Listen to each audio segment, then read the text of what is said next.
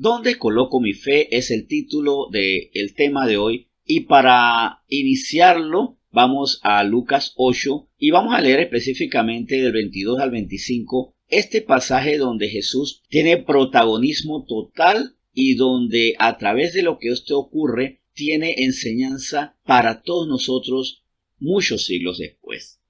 En efecto, en este pasaje de Lucas 8, 22, 25, vamos a entender y disfrutar mejor el título de este tema, ¿dónde coloco mi fe? Y esta es una pregunta que yo debo hacerme diariamente. Vamos a leer entonces Lucas 8 del 22 al 25 y dice así: Aconteció un día que entró en una barca con sus discípulos y les dijo: pasemos al otro lado del lago, y partieron. Pero mientras navegaban, él se durmió.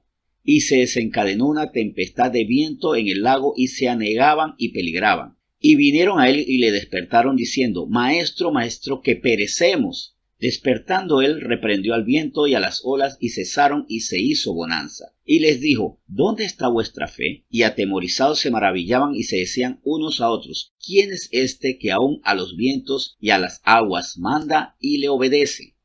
Como podemos ver aquí, ellos van a cruzar por medio de las aguas de un lugar al otro para seguir su misión. Durante su intenso ministerio, el Señor todo lo que hacía era para glorificar el nombre del Padre. Y el gozo del Señor era glorificar el nombre del Padre con el mensaje de la salvación, salvando almas. En esas labores, Dios permite que ocurran cosas, y esto me recuerda a lo que estábamos orando hace un momento. En nuestra vida hay problemas necesarios y problemas adquiridos. Los problemas necesarios, los retos de la vida, los retos de vivir en medio de otras personas, los retos climáticos, las enfermedades, los desafíos, esos son necesarios. Pero a eso tenemos que no sumarle los retos o los peligros o los problemas que se crean en mi mente por no sintonizarme con Dios. Y sobre todo, dentro de todas las cosas, por no colocar mi fe en el momento correcto. Lo que sí existía era una tormenta, existía la tempestad, eso era un hecho. Sí existía una barca que podía colapsar, hundirse y ponerlos en peligro. Eso era lo que existía. Lo que ellos sumaron fue el temor, el pánico. Eso fue el agregado de ellos, y Jesús calma las aguas, asegura la barca, pero inmediatamente a ellos les pone una tarea. Sobre las aguas, Jesús no le puso tarea a ellos. Él asumió, porque Él tiene el control sobre hasta la caída de una hojita. Todo lo que ocurre en la naturaleza, en el medio ambiente, a menos de que sea por efectos de los daños que yo le creo a ese medio ambiente, está en la responsabilidad de Dios. Que salga el sol y se oculte, esa es responsabilidad de Dios, porque Él sustenta la creación, Él sustenta todo lo que Él hace. Y es una responsabilidad que no le dimos nosotros. Él, en su voluntad, Él así lo afirmó. Claro, si hay un daño, por ejemplo, que no hay lluvias o hay inundaciones, porque nosotros hemos dañado las áreas verdes, eso ya es responsabilidad de nosotros. Y nosotros muchas veces sufrimos innecesariamente, sumando las cosas que no deberían estar allí. Hay cosas que no deberían pasar, pero por no colocar mi fe, mi amor, mi visión en el Señor en forma adecuada, las sufro. A tres cosas se expusieron: a la tormenta, a la fragilidad de la barca, y la tercera a sus emociones alteradas. Pero en la tercera el Señor les da la responsabilidad a ellos. Les dice: ¿dónde está vuestra fe? El Señor nos dice: y no se preocupe por su fe porque yo se las acomodo. No, ustedes tienen que colocar la fe en el lugar correcto. ¿Dónde es el lugar correcto? Vamos a Romanos 12 del 1 al 2. Miren, este tema a mí me gusta mucho porque nos puede a nosotros disipar la mente de preocupaciones. Este tema va a hacer que la carga sea más ligera. Este tema va a hacer que nosotros solamente tengamos el peso de las cosas que Dios permite que ocurran para nuestra bendición, y nos deshagamos ya para siempre, si así lo decidimos, de preocupaciones, afanes que no tienen que estar en nuestra mente y no tienen que robarnos la calma. Vamos a ver qué dice Romanos 12 del 1 al 2. Así que, hermanos, os ruego por las misericordias de Dios que presentéis vuestros cuerpos en sacrificio vivo, santo, agradable a Dios, que es vuestro culto racional. No os conforméis a este siglo, sino transformaos por medio de la renovación de vuestro entendimiento, para que comprobéis cuál sea la buena voluntad de Dios, agradable y perfecta. Aquí el Señor nos está diciendo que en una forma racional debo presentar mi cuerpo, todo mi ser, delante del Señor. El sacrificio vivo es esto que soy yo. El sacrificio es el acto donde alguien perece, donde algo deja de ser. Eso es lo que es un sacrificio. Desde el sacrificio de sacrifico mi salario por el bienestar de la familia, o sea, no quedo con nada de eso, sacrifico mi tiempo por los demás, o sea, mi tiempo deja de ser mi tiempo para que sea de los demás, pero perece ese tiempo que tenía antes otra utilidad, hasta sacrificar mi antigua naturaleza. O sea, mi antigua naturaleza debe ser extinguida de forma racional, y entonces mediante esa renovación del entendimiento, porque ahora ya no vivo yo, sino Cristo vive en mí, y ahora yo entiendo las cosas como Cristo me enseña a entenderlas, como Cristo mismo las entendía, porque Cristo, siendo hombre, le tocó entender todas las cosas, incluyendo esa tormenta, esa tempestad. Él la entendió como lo que estaba en la voluntad de Dios y que no lo debía llevar a ellos a perecer. Es más, él no olvidó que ellos tenían que llegar a la otra orilla, que Dios le había mostrado, el Espíritu mismo de Dios le había mostrado, ahora tú vas a la otra orilla. Así que, ¿cuál es el problema si tú vas para allá? Yo no voy a decir que vas a la otra orilla a cumplir un mandato y una lluvia me va a superar, porque a Dios la tormenta, la tempestad, la crisis económica que estamos viviendo nos va a superar, si Él ya tiene un objetivo para nuestras vidas. Entonces, Él, sin perder la fe en lo que Dios le había mostrado, toma las medidas necesarias. La primera es ni siquiera angustiarse, sino simplemente confiando en el poder de Dios, Él supera la adversidad. Y nosotros muchas veces no confiamos en el poder de Dios y colocamos, en vez de fe en el Señor, angustia, miedo, tristeza, derrota. Colgamos los guantes en nuestra mente, aunque todavía debemos tenerlos en nuestras manos. Así que aquí nos dice, primero, ¿dónde debo colocar mi fe? En una naturaleza nueva. ¿Por qué muchas veces la palabra no cala en mí? Porque todavía tengo mi vieja naturaleza, no he llevado a sacrificio mi vieja forma de pensar. Entonces escucho la palabra, pero con mi vieja naturaleza. Entonces siempre está, por lo menos en mi caso, el Ramón Morales del año 2003. ¿Por qué en el 2003? Porque en el 2004 yo recibo a Cristo. Y tal vez yo todavía estoy recibiendo la palabra como Ramón Morales año 2003, con mi vieja naturaleza. Es más, por eso es bueno hasta determinar cuándo yo recibí a Cristo, para ver si realmente en mí se está viviendo esa nueva naturaleza o todavía estoy entendiendo las cosas como alguien que todavía no ha sacrificado su mente, que no ha llevado al sacrificio, a la muerte, a su vieja forma de pensar, a su vieja forma de vivir. Por eso es que la palabra a veces no queda bien colocada. La colocamos en la mesita que se cae, la colocamos en el lugar inestable, la colocamos sobre aguas y se va a hundir. Entonces, dentro de eso, ¿dónde coloco mi fe? La gran enseñanza hoy es: colócala en el sitio adecuado, y es en una mente renovada.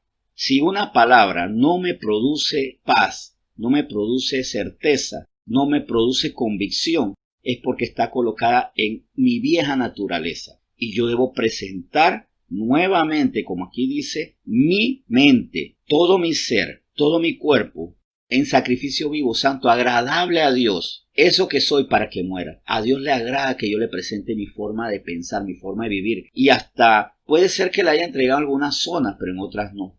¿En qué área la palabra del Señor a mí, en vez de darme paz, me produce temor? No creo, duermo mal. En mi área financiera, en mi visión de futuro, en el tema de la muerte. Si la muerte a mí no me produce paz, es porque la estoy viviendo con la naturaleza de quien cree que, bueno, al final de los días, de repente, quién sabe, si uno hace unas mandas, si la gente ora mucho por mí, si me porto muy bien, a lo mejor viene San Pedro y me abre la puerta del cielo. Esa es la vieja naturaleza.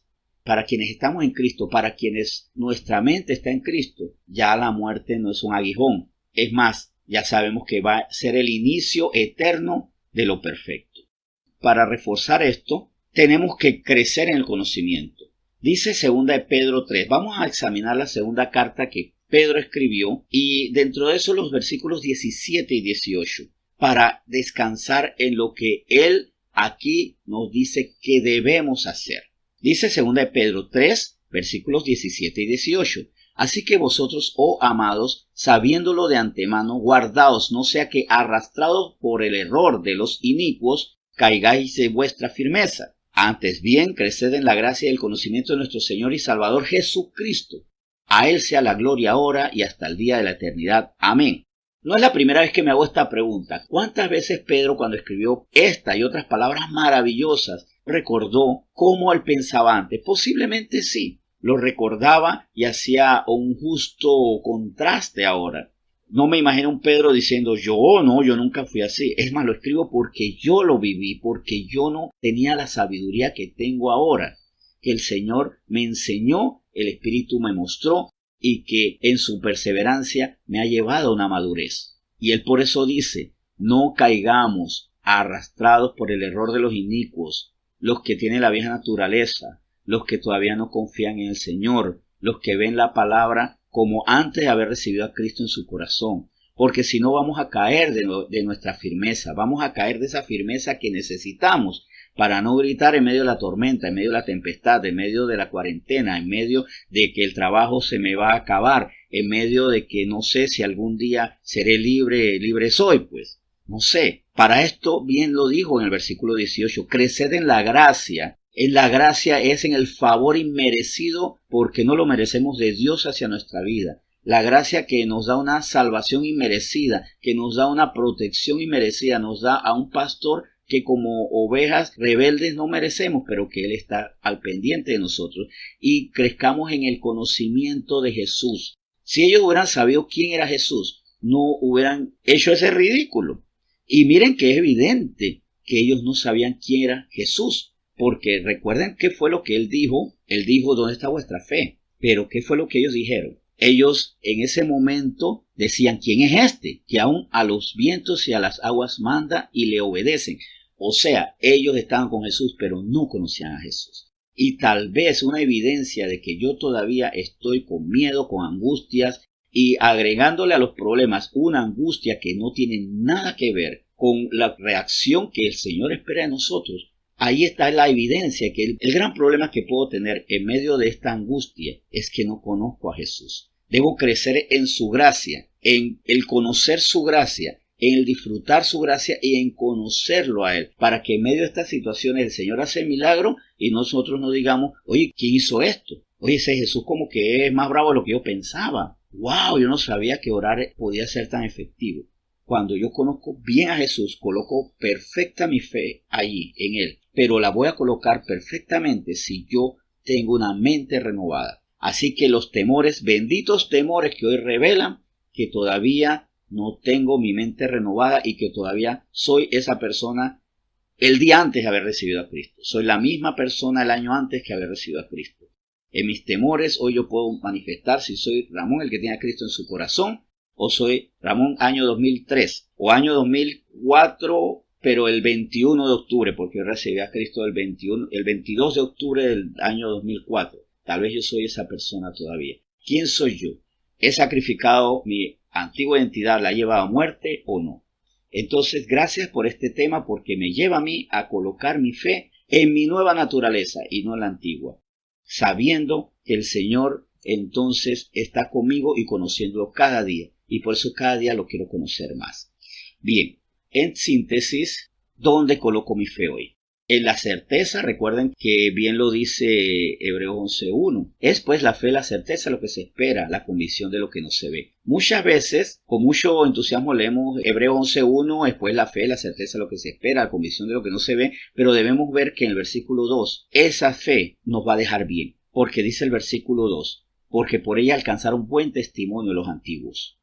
Por la fe vamos a tener buen testimonio y no vamos a hacer un papelón delante de nuestra familia, delante del mundo, delante de nuestro Señor, que es lo más triste. No, vamos a dar buen testimonio de quién es nuestro Señor y lo vamos a glorificar.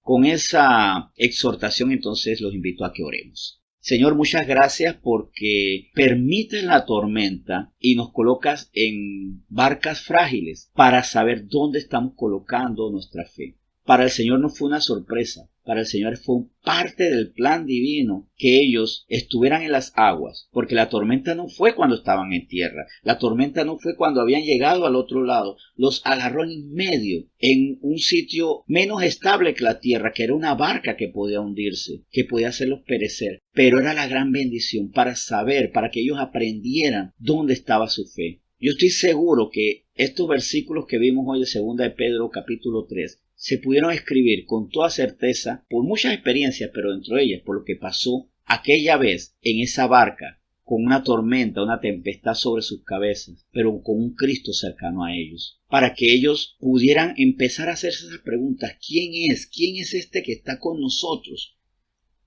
Así ahora mismo, si en las tormentas que estamos viviendo no sabemos quién es Jesús, entonces es tiempo de poner nuestra mente como sacrificio vivo, decir que ya muera mi vieja naturaleza, porque aquella persona que fui antes de recibir a Cristo jamás va a entender a Jesús. Y para aquella persona que no tiene a Cristo como su Señor, como su Salvador, todas las cosas de Jesucristo serán locura. Entonces, gracias por esas aflicciones, esas dificultades, esas tempestades, porque me llevan a aprender, me llegan a entender dónde está mi fe. Por eso hoy, Señor, te doy gracias por este tema. En nombre de Jesús. Amén.